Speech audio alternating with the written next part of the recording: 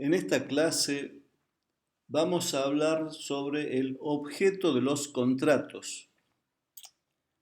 En la doctrina existía una gran imprecisión cuando se trataba de determinar la noción del objeto del contrato. Había una teoría negatoria del objeto que decía que el contrato no tiene objeto. El contrato produce efectos jurídicos, pero no tiene objeto. Había una teoría amplia que sostiene que el objeto del contrato son los derechos, las relaciones jurídicas sobre las que incide el contrato para crearlas, modificarlas, transferirlas, extinguirlas, la operación jurídica considerada en ese contrato. Una teoría intermedia sostenía que el objeto del contrato son las prestaciones que deben cumplir las partes. Y una teoría restrictiva o restringida consideraba que el objeto del contrato es el sustrato último, la materia perseguida, la realidad última, es decir, los hechos y los bienes. Por nuestra parte, no compartimos la teoría negatoria del objeto del contrato, porque una cosa es la estructura que es estática del contrato, que tiene que tener un objeto, y otra cosa es la eficacia, que es dinámica, que se refiere a los efectos de ese contrato que pueden o no llegar a cumplirse, según que se cumplan o no las obligaciones. Es decir, todo contrato tiene un objeto, porque hay que responder a la pregunta sobre qué se contrata. En cambio, los efectos del contrato es algo posterior a su celebración y se van a producir o no según que se cumpla o no ese contrato. Nosotros somos partidarios de una concepción amplia del objeto del contrato. Es decir, el objeto del contrato son las obligaciones que nacen de ese contrato, suponiendo que sea un contrato obligatorio, que crea obligaciones. Esas obligaciones también tienen su propio objeto, que son las prestaciones. Y las prestaciones a su vez tienen su propio objeto, que es el sustrato último o material, que es la cosa y los hechos, los bienes. Por eso es que, siguiendo a un destacado autor, podemos decir que hay un objeto inmediato que a su vez tiene su propio objeto, que es el objeto mediato, donde podemos distinguir el objeto mediato directo y el indirecto. Supongamos un contrato de compra-venta. El objeto inmediato son las obligaciones que nacen de ese contrato, a cargo del vendedor y a cargo del comprador. El objeto inmediato directo son las prestaciones, que es un doble dar, en este caso. Y el objeto inmediato indirecto son la cosa y el dinero. De todas maneras, el Código Civil y Comercial directamente ha seguido la teoría restringida o restrictiva del objeto del contrato.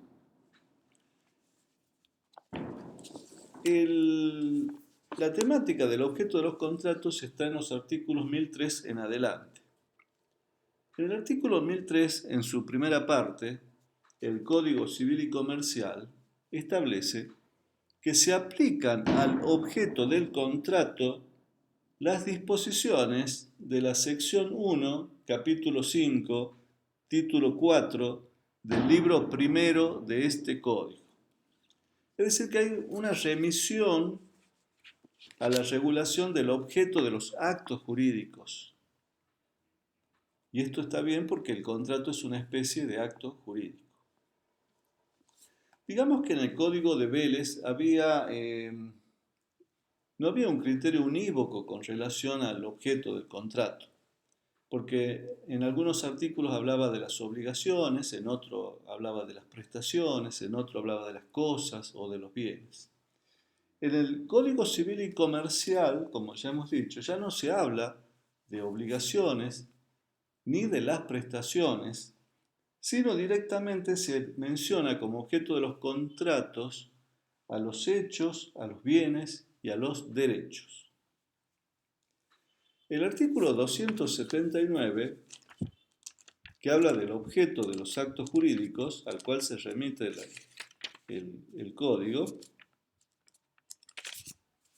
dice que el objeto del acto jurídico no debe ser un hecho imposible o prohibido por la ley, contrario a la moral, a las buenas costumbres, al orden público o lesivo de los derechos ajenos o de la dignidad humana. Tampoco puede ser un bien que por un motivo especial se haya prohibido que lo sea. Ahora, yendo al análisis del objeto de los contratos, que el código regula a partir del artículo 1003 en adelante, decimos que el objeto tiene que ser idóneo. ¿Y qué significa que el objeto sea idóneo? Significa que debe ser lícito, debe ser posible, debe ser determinado o determinable y tener un valor patrimonial.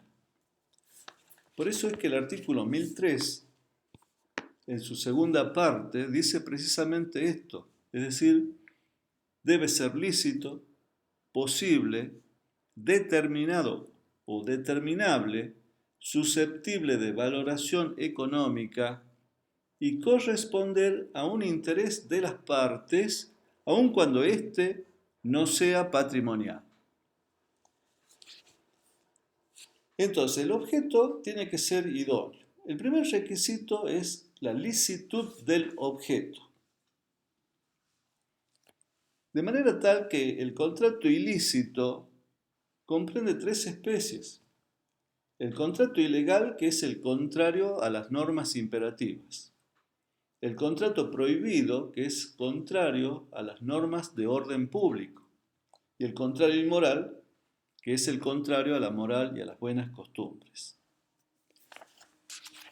Con respecto a estos requisitos, el artículo 1004 establece: no pueden ser objeto de los contratos los hechos que son imposibles o están prohibidos por las leyes, son contrarios a la moral, al orden público, a la dignidad de la persona, o lesivos desde los derechos ajenos, ni los bienes que por un motivo especial se prohíbe que lo sean. Cuando tengan por objeto derechos sobre el cuerpo humano, se aplican los artículos 17 y 56. Bueno, decíamos que el primer requisito de la idoneidad es la licitud del objeto. Por eso es que el artículo que acabamos de leer dice que no pueden ser objeto de los contratos los hechos que están prohibidos por las leyes, es decir, los hechos que sean ilícitos. Por eso es que sería nula una sociedad que se constituya con el objeto de cometer delitos. Entonces, no puede ser objeto los hechos que están prohibidos por las leyes. No pueden ser objeto de los contratos los hechos que son contrarios a la moral. Es decir, el objeto no puede ser contrario a la moral ni a las buenas costumbres. ¿Qué se entiende por moral y buenas costumbres? Hay dos criterios. Uno que señalaba Vélez en el Código Derogado, en una de las notas, que identificaba el concepto de moral y de buenas costumbres a la moral católica. En una de las notas, Vélez decía que en el lenguaje del derecho se entiende por buenas costumbres el cumplimiento de los deberes impuestos al hombre por las leyes divinas y humanas. Entonces, este era el concepto de Vélez, la moral católica. Pero hay otra concepción de moral y de buenas costumbres, que considera que es un concepto relativo, dependiente de la aceptación general que de él hagan los individuos en un lugar y en un momento determinados. que pensamos que este es el criterio que sigue el Código Civil y Comercial. Justamente haciendo aplicación de que no pueden ser objeto de los contratos hechos contrarios a la moral y las buenas costumbres, en la jurisprudencia se han morigerado los intereses abusivos, o se ha declarado la nulidad de la cláusula penal abusiva, o se rechazó la resolución del contrato por incumplimientos mínimos o insignificantes. No pueden ser objeto los hechos que son contrarios al orden público. Recordemos que el artículo 12 del Código Civil y Comercial establece que las convenciones particulares no pueden dejar sin efecto las leyes en cuya observancia está interesado el orden público. Y también dice que el acto respecto del cual se invoque el amparo de un texto legal que persiga un resultado sustancialmente análogo al prohibido, por una norma imperativa, se considera otorgado en fraude de la ley. Ahora, ¿qué se entiende por orden público? Que ya hemos hecho mención cuando hablábamos de los límites a la autonomía de la voluntad. El orden público está constituido por el conjunto de principios fundamentales en que se cimenta la organización social. Como dice Díez Picasso, pertenecen en la actualidad al orden público las materias estrictamente situadas dentro del orden constitucional. Por ejemplo, la dignidad de la persona, sus libertades básicas, su derecho a la igualdad y a la no discriminación, que no pueden quedar impedidas o menoscabadas por los pactos o los contratos de los particulares, aunque en ellos intervenga el mismo sujeto afectado. Por ejemplo, pactos que contravengan la igualdad consagrada en la Constitución o que impliquen renuncia a derechos fundamentales. Por eso, por ejemplo, no podría ser tampoco válido un contrato de locación que fijara un plazo inferior al mínimo legal, que es de orden público. O, por ejemplo, un contrato de locación que contenga una cláusula que impida el ingreso o excluya del inmueble alquilado a una persona incapaz o con capacidad restringida. En ese tipo de cláusula es nula. No pueden ser objeto de los contratos los hechos que sean contrarios a la dignidad de la persona humana, que son los hechos opuestos a la libertad de las acciones o de la conciencia. Por ejemplo, contraer matrimonio o dejar de hacerlo. Y los supuestos que están contemplados cuando se habla de las condiciones, por ejemplo, cuando dice que no pueden ser condiciones las que afecten en modo grave las libertades de la persona, como la de elegir domicilio o religión o decidir sobre su estado civil. También, por afectar la dignidad de la persona humana, no es exigible el cumplimiento, dice el artículo 54, del contrato que tiene por objeto la realización de actos peligrosos para la vida o la integridad de una persona, excepto que correspondan a su actividad habitual y que se adopten las medidas de prevención y seguridad adecuadas a las circunstancias. Y tampoco pueden ser objeto de los contratos los hechos que son lesivos de los derechos ajenos. Es decir, que no se puede perjudicar los derechos de un tercero, como realizar un acto de disposición en fraude de los acreedores. Entonces, para que sea idóneo el objeto, dijimos, tiene que ser lícito. Además, tiene que ser posible. El objeto del contrato debe ser física y jurídicamente posible. porque nadie puede ser obligado a cumplir algo imposible. Cuando se trata de cosas, ¿qué significa que sea posible? Requiere que la cosa se encuentre en el comercio, es decir, cosas que aquellas cuya enajenación no esté prohibida expresamente o que no dependan de una autorización previa. Por eso, el artículo 1004 establece que no pueden ser objeto de los contratos los bienes que por un motivo especial se prohíbe que lo sean. Son cosas absolutamente inenajenables aquellas cuya venta o enajenación se encuentra expresamente prohibida por la ley. Por ejemplo, las cosas que son del dominio público del Estado. O aquellas cuya enajenación se hubiera prohibido por actos entre vivos o por disposiciones de última voluntad en cuanto el código permita tales prohibiciones, como sería el caso en que el donante o los testadores prohíban a los donatarios o sucesores en sus derechos que enajenen los bienes donados o que le dejaren en testamento por un término mayor de 10 años. Y son cosas relativamente inenajenables las que necesitan una autorización previa para su enajenación. Por ejemplo, si se requiere una autorización judicial previa. Tenemos que señalar que hay cosas que no pueden ser vendidas, pero sí pueden ser dadas en otro contrato, pueden ser objeto de otros contratos como una locación.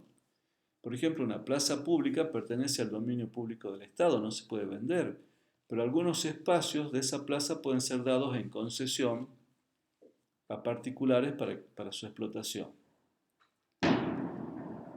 En cuanto a los hechos, el artículo 1004 dice que no pueden ser objeto de los contratos los hechos que son imposibles. Con relación a los hechos, la imposibilidad es física cuando materialmente no es posible su realización. El célebre ejemplo de tocar el cielo con la mano.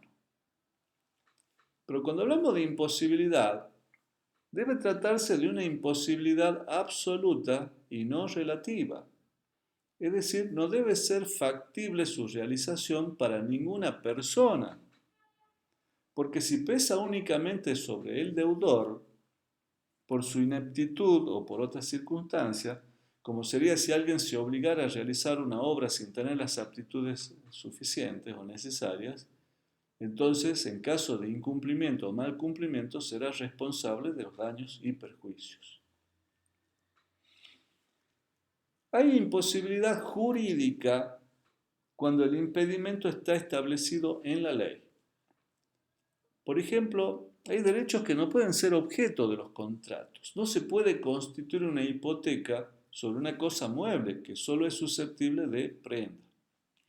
Hay derechos que no pueden ser objeto de la cesión, del contrato de cesión, que no pueden cederse. No se puede contratar sobre una herencia futura, etc.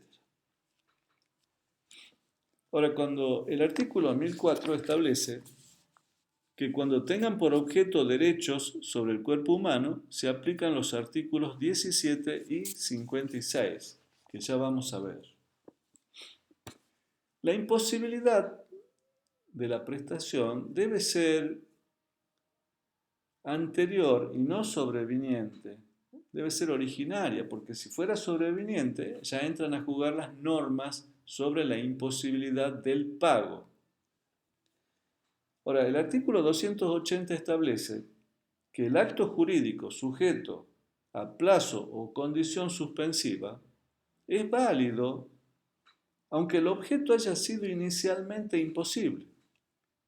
Si deviene posible antes del vencimiento del plazo o del cumplimiento de la condición.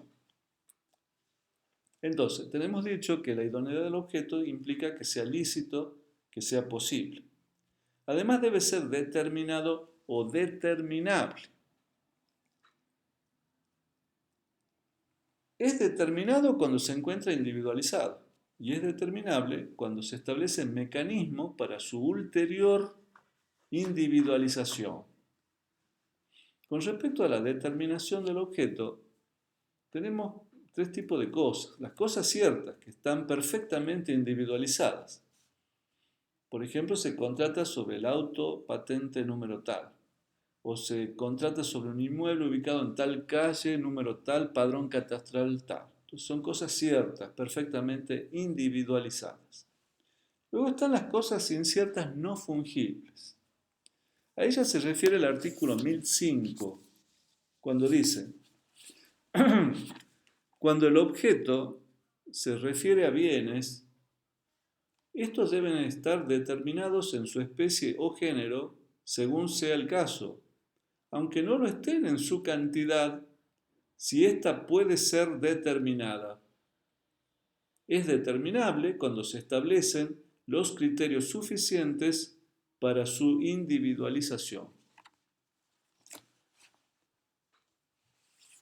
La misma norma se repite en el caso del contrato de locación. Por ejemplo, no se puede contratar o vender o alquilar un animal, pero sí se puede vender un caballo, porque está determinada la especie y la cantidad. Como decía, en la locación hay un artículo similar que dice, toda cosa presente o futura cuya tenencia esté en el comercio puede ser objeto del contrato de locación si es determinable, aunque sea en su especie. Ahora, cuando se trata de cosas fungibles, en este caso, digamos que basta que esté determinada la finalidad para las cuales van a ser destinadas, aunque no se indique la cantidad, porque en ese caso se entiende que será la cantidad suficiente para cumplir o satisfacer esa necesidad, esa finalidad. Si yo compro ladrillos para construir una casa, se entiende que es la cantidad necesaria para hacer esa construcción.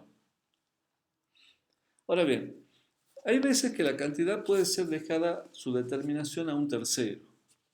El artículo 1006 establece, las partes pueden pactar que la determinación del objeto sea efectuada por un tercero.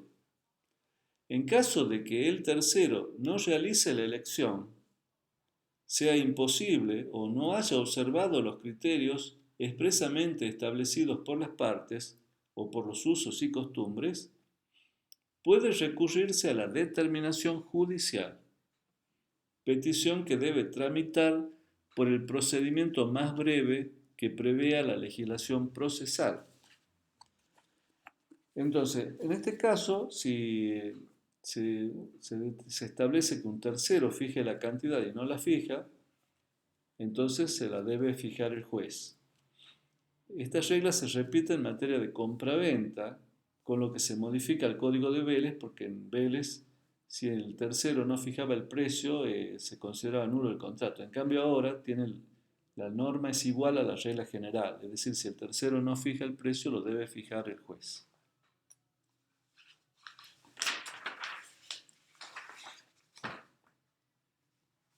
Entonces, dijimos que el objeto debe ser lícito, debe ser posible, debe ser determinado o determinable. Pero también es preciso que tenga valor patrimonial. Por eso el artículo 1003 dice que debe ser susceptible de valoración económica. En el código de Vélez, Vélez decía originalmente que el valor patrimonial debía corresponder a la prestación y también al interés. Porque si el interés no era patrimonial, no había acción para reclamar daños y perjuicios. Porque si el interés es de carácter extrapatrimonial, entonces dice, en la época de Vélez no se puede reclamar daños. Entonces Vélez en la nota decía que tanto en la nota, no en el texto del artículo, sino en la nota decía que tanto la prestación como el interés deben tener carácter patrimonial. Pero esto no es así. Eh, lo que tiene que tener carácter patrimonial es la prestación.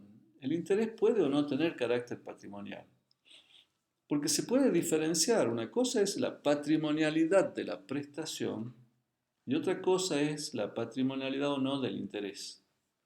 Tomemos un ejemplo de un prestigioso autor. La orquesta que toca música tiene un valor patrimonial. Si esa orquesta toca en un teatro, el dueño del teatro, el empresario, tiene un interés patrimonial. Pero si la orquesta toca en una fiesta de casamiento, para el dueño de casa el interés es no patrimonial. Entonces ahí podemos ver que la prestación tiene carácter patrimonial y el interés puede o no ser patrimonial. Si yo compro un libro, la compraventa tiene valor patrimonial de ese libro, pero el interés mío de leer ese libro es de carácter extrapatrimonial. Por eso es que el Código Civil y Comercial expresamente dice ahora que debe corresponder a un interés de las partes, aun cuando éste no sea patrimonial. O sea, el objeto debe ser susceptible de valoración económica y corresponder a un interés de las partes, aun cuando éste no sea patrimonial. Incluso sabemos que en la actualidad el daño moral, que es un daño extrapatrimonial, es indemnizable, o sea que si da acción de daños y perjuicios el incumplimiento, por más que se afecte un interés no patrimonial. Ahora, el cuerpo humano hemos visto que se considera que puede ser objeto de los contratos y que se aplican los artículos 17 y 56.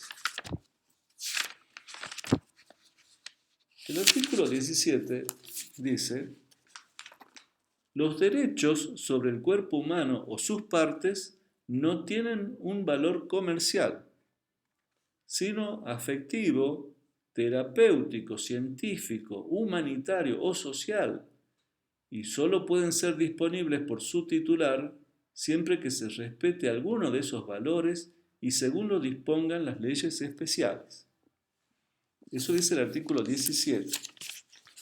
Y el artículo 56, a su vez, dice que están prohibidos los actos de disposición del propio cuerpo que ocasionen una disminución permanente de su integridad o resulten contrarios a la ley, la moral o las buenas costumbres, excepto que sean requeridos para el mejoramiento de la salud de la persona y excepcionalmente de otra persona, de conformidad a lo dispuesto en el ordenamiento jurídico. La ablación de órganos para ser implantados en otras personas se rige por la legislación especial. El consentimiento para los actos no comprendidos en la prohibición, establecida en el primer párrafo, no puede ser suplido y es libremente revocable. Entonces, los derechos sobre el cuerpo humano y sus partes no tienen valor comercial. En principio, el cuerpo humano y sus partes no son disponibles, es decir, no pueden ser en principio objeto de los contratos. Están prohibidos los actos de disposición que ocasionen una disminución permanente en su integridad, no solo física o psicofísica, sino en la salud en general. También los actos de disposición sobre el cuerpo humano están prohibidos si fueran contrarios a la moral, a las buenas costumbres.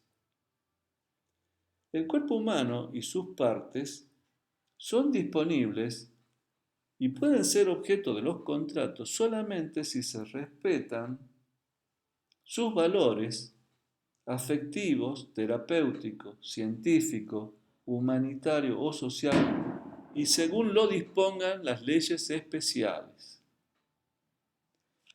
Los actos de disposición sobre el cuerpo humano y sus partes que provoquen una disminución permanente en su integridad solo pueden realizarse cuando sean requeridos para el mejoramiento de la salud de la persona y excepcionalmente de otra persona, de conformidad a lo establecido en el ordenamiento jurídico.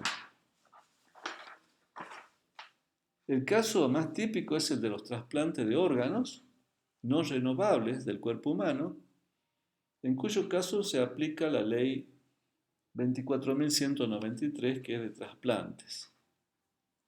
El consentimiento es personal y no puede ser suplido por los representantes voluntarios.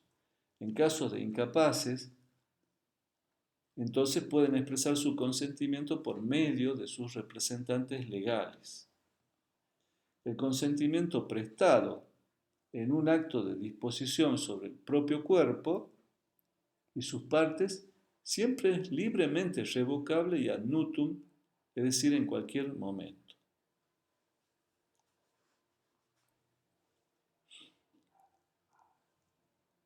La existencia de la cosa, es decir, del objeto del contrato, la existencia, hace su posibilidad material.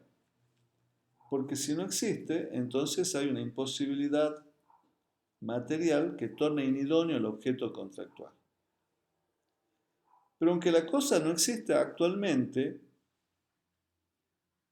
puede ser objeto de los contratos si las partes prevén su existencia en el futuro.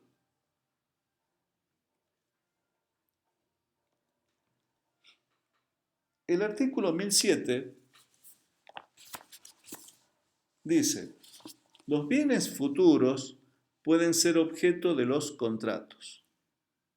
La promesa de transmitirlos está subordinada a la condición de que lleguen a existir, excepto que se trate de contratos aleatorios. He hablado ya de la venta de cosa futura en la clase sobre compraventa.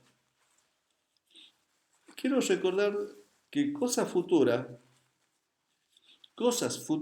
son las que los contratantes prevén con un cierto grado de incertidumbre incorporado al contrato, que existirán físicamente o cambiarán físicamente de modo de existir en el futuro. Habíamos hablado de distintas clases de cosas futuras, cosas de existencia futura, cosas de evolución futura, cosas de incierta separación futura y cosas de incierta captación futura. Entonces me remito a lo que expongo en la clase de compraventa de cosa futura. Lo que sí, para que sea cosa futura, tiene que haber una incertidumbre incorporada al contrato, porque esa incertidumbre es lo que torna el contrato condicional o aleatorio. Del resultado del acontecimiento incierto previsto dependerá que exista el contrato si es condicional o la obligación de una sola de las partes si es aleatorio. Entonces, para que sea cosa futura tiene que haber una incertidumbre incorporada al contrato. No hay que confundir contrato sobre cosa futura con el contrato de tradición futura. Una cosa es que la entrega de la cosa se prevea a efectuarla en el futuro, la tradición de la cosa se va a cumplir en el futuro, y otra cosa es la cosa futura. Entonces no es lo mismo contrato sobre cosa futura que contrato de tradición futura. La norma que hemos leído es concordante con la que se establece también en materia de compraventa. El artículo 1131, en materia de compraventa, en forma concordante, establece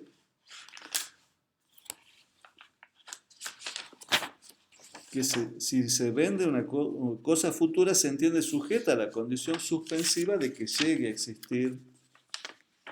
El vendedor debe realizar las tareas y esfuerzos que resulten del contrato de la circunstancia para que ésta llegue a existir en las condiciones y tiempo convenido. El comprador puede asumir por cláusula expresa el riesgo de que la cosa no llegue a existir sin culpa del vendedor.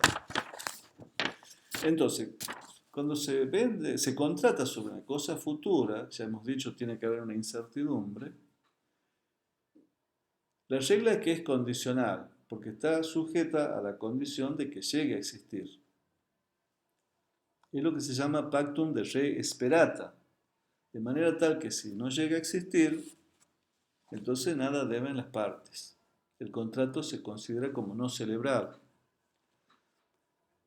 Ahora, si el mismo deudor impide que se cumpla, entonces en ese caso se lo da por cumplido igualmente, a los fines de los daños y perjuicios. Pero las partes pueden pactar que esa compraventa sujeta, el contrato sujeto a una incertidumbre sea aleatorio, es decir, una de las partes asume el riesgo de recibir o no la contraprestación, de manera tal que si no llega a existir la cosa, igual tiene que cumplir con la contraprestación. Entonces, en ese caso, en virtud de un pacto expreso, es un contrato aleatorio. Entonces, en principio es un contrato condicional, salvo que las partes lo pacten como aleatorio. Y luego tenemos el supuesto del objeto ajeno, que está contemplado en el artículo 1008. Puede estar referido a cosas ajenas, a hechos ajenos o a derechos ajenos. Puede ser que se trate el objeto ajeno aclarando que es ajeno o que se lo trate como si fuera propio. Cuando una cosa es ajena, un bien es ajeno, para saber si es ajeno o propio, tiene que estar individualizado. El género y la cantidad no tienen dueño, entonces tiene que ser una cosa individualizada. Y que esa cosa individualizada pertenezca a otro. Si yo vendo 100 bolsas de azúcar y no tengo en mi poder ninguna bolsa de azúcar, eso no es contrato sobre cosa ajena porque el género y la cantidad no tienen dueño. Pero si esas bolsas están individualizadas, se encuentran en aquel galpón que pertenecen a Pedro, entonces es contrato sobre cosa ajena. Es cosa ajena, es decir, está individualizada, pertenece a otro. Y se puede hacer el contrato aclarando que es ajena o hacer como si fuera propia. La regla también se repite en el contrato de compraventa. El artículo 1132, de manera también concordante, establece que la venta de cosa total o parcialmente ajena es válida en los términos del artículo 1008. El vendedor se obliga a transmitir o a hacer transmitir su dominio al comprador. Y el artículo 1008 está diciendo que los bienes ajenos pueden ser objeto de los contratos. Entonces puede contratarse sobre un bien ajeno, puede ser objeto de los contratos, aclarando que es ajeno. ¿Qué pasa si después no puede cumplir la promesa? Entonces hay que hacer la distinción si garantizó o no el cumplimiento. Por eso el artículo dice, si el que promete transmitirlos no ha garantizado el éxito de la promesa, entonces quiere decir que no tiene responsabilidad por daños si no puede cumplir, porque es una obligación de medios, no garantiza el resultado y la otra parte sabe que la cosa es ajena. Pero hay dos casos en que debe indemnizar daños y perjuicios, si no cumple con la promesa. Porque el artículo dice, está obligado a emplear los medios necesarios para que la prestación se realice. Es decir, que si no emplea los medios necesarios para que la prestación se realice, o más aún si hubo culpa o dolo y la prestación no se realiza, entonces debe indemnizar daños y perjuicios. El otro supuesto es cuando dice, y si por su culpa el bien no se transmite, debe reparar daños causados. Entonces, porque como si es una obligación de medios, no garantiza el éxito de la promesa, sino a obrar con conducta diligente, a emplear los medios necesarios para que la prestación se realice. Pero si ha obrado con culpa, más aún si ha obrado con dolo, no realizó los medios necesarios para que la prestación se realice, entonces debe indemnizar los daños y perjuicios. Y también debe indemnizarlos cuando ha garantizado la promesa y ésta no se cumple. porque ahí asume una obligación de resultado. Si prometió la entrega y no cumple, entonces debe indemnizar daños y perjuicios.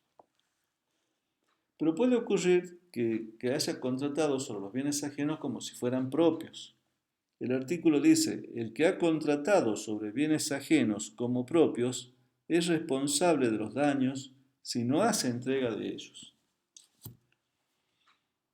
Acá no dice que se incurre en delito de estelionato como decía el Código de Vélez, pero no tiene por qué decirlo porque la tipificación de los delitos está en el Código Penal. Lo que sí dice que si no entrega debe indemnizar daños y perjuicios. Tampoco el artículo dice si el contrato es válido o si es nulo, como tampoco lo hacía el Código de Vélez. Entonces hay dos alternativas. Se considera que es válido y la situación no puede ser mejor del que contrató sobre el bien ajeno, aclarando que es ajeno, garantizando el resultado. O bien se considera que es nulo y debe ser responsable de las consecuencias de la nulidad. Entonces, en ese caso, si contrató sobre bienes ajenos como propio y no cumple, debe indemnizar daños y perjuicios. Otro de los supuestos es cuando se trata de bienes litigiosos gravados o sujetos a medidas cautelares, el artículo 1009, que dice, los bienes litigiosos gravados o sujetos a medidas cautelares pueden ser objeto de los contratos, sin perjuicio de los derechos de terceros. Quien de mala fe contrata sobre esos bienes como si estuviesen libres, debe reparar los daños causados a la otra parte si ésta ha obrado de buena fe. Entonces, los bienes litigiosos, gravados o sujetos a medidas cautelares pueden ser objeto de los contratos, pero siempre que se haga conocer a la otra parte la condición en que se encuentran esos bienes, porque eventualmente es la otra parte la que se va a tener que hacer cargo de los litigios, de los gravámenes, de las medidas cautelares. Si hay un embargo, la otra parte va a terminar pagando el monto del embargo. Entonces tiene que aclarar que es el estado en que se encuentran esos bienes. Pero si se contratara sobre esos bienes como si estuvieran libres y la otra parte es de buena fe, entonces debe indemnizar daños y perjuicios. El Código de Vélez decía que incurría en delito de estelionato. Ahora el Código Nuevo no lo dice porque no hace falta, lo dice el Código Penal. El Código Penal, en el artículo 173, inciso 9, dice que castiga con 1 mes a 6 años de prisión al que vendiere o grabare como bienes libres los que fueren litigiosos o estuvieren embargados o grabados, y el que vendiere, grabare o arrendare como propios bienes ajenos. Es una modalidad de la estafa. El aceptante de la promesa no podrá invocar buena fe si se trata de cosas registrables, inmuebles o automotores, porque los gravámenes y embargos se inscriben en los registros. Ese contrato es inoponible al titular del gravamen o al que obtuvo la medida cautelar. El que contrató sobre esta clase de bienes como libres tiene el deber de satisfacer el perjuicio que del contrato resultare a terceros. Es decir, el tercero, el titular del gravamen o el que trabó la medida cautelar, el contrato le resulta inoponible. Es decir, no tiene un perjuicio jurídico, no sufre un perjuicio jurídico, pero sí puede sufrir un perjuicio material consistente en los mayores gastos para entenderse con el adquirente. Ahora, también puede prometerse el tema de la promesa del hecho ajeno. Hemos visto promesa de bienes ajenos, ahora promesa de hechos ajenos. La promesa de un hecho ajeno no puede afirmarse como propio. Ello implica asumir una personalidad ajena, por ejemplo, cuando se adultera un documento de identidad para hacerse pasar por otro. Sería una contratación con nombre ajeno. Pero si alguien promete una prestación como propia, promete su propia prestación. Lo que sí puede darse el caso es la promesa de un hecho ajeno, en el sentido de que se trata de la prestación de un hecho que un tercero tiene que ejecutar. Se promete el hecho de un tercero, que el tercero va a ejecutar el hecho. Para que sea obligatorio para el tercero, es preciso que el que hizo el contrato sea su representante, que haya habido una autorización o una ratificación. En caso contrario, el artículo 1026 del Código establece que quien promete el hecho de un tercero queda obligado a hacer lo razonablemente necesario para que el tercero acepte la promesa. Si ha garantizado que la promesa sea aceptada, queda obligado a obtenerla y responde personalmente en caso de negativa. Los derechos ajenos no pueden ser transmitidos como propios, porque nadie puede transmitir un derecho mejor o más extenso que el que posee, de manera tal que el contrato sería nulo y es inoponible al titular del derecho. Para que sea válido tendría que actuar como en representación del titular, es decir, estar autorizado por el titular o mediar una ratificación posterior. Tampoco se puede transmitir un derecho ajeno como ajeno, porque salvo que sea representante del tercero o esté autorizado por este o haya una ratificación. De lo contrario, el contrato es nulo. El artículo 1010 habla de la herencia futura y dice, la herencia futura no puede ser objeto de los contratos, ni tampoco pueden serlo los derechos hereditarios eventuales sobre objetos particulares, excepto lo dispuesto en el párrafo siguiente u otra disposición legal expresa. Entonces, los contratos sobre herencia futura son nulos. El fundamento es que son contratos inmorales porque se especula con la muerte de una persona. Incluso son peligrosos porque el estipulante puede llegar a valerse de procedimientos criminales para apresurar la muerte del causante. Y también estos contratos pueden constituir un medio de violar disposiciones sobre la legítima hereditaria. Hay pactos que son prohibidos, por ejemplo el pacto de institución en que las partes instituyen a una persona como heredera, o alguna de ellas o entre ellas recíprocamente. Los pactos de renuncia, en donde una parte renuncia a una herencia futura, todavía no está abierta, no vale. O los pactos de disposición, que implica la aceptación actual de una herencia no abierta, una herencia futura, y un acto de disposición sobre ella. Hay casos en que los contratos tienen en cuenta la muerte de una persona y son válidos. Por ejemplo, una donación con cláusula de reversión. O por ejemplo, la partición hecha por los ascendientes en vida. O enajenación de bienes con la conformidad de los herederos legitimarios. Como imputación a la porción hereditaria disponible. Los seguros de vida son válidos. Y luego tenemos la novedad que ha agregado el Código Civil y Comercial, que es el segundo párrafo del artículo 1010. ¿Qué dice?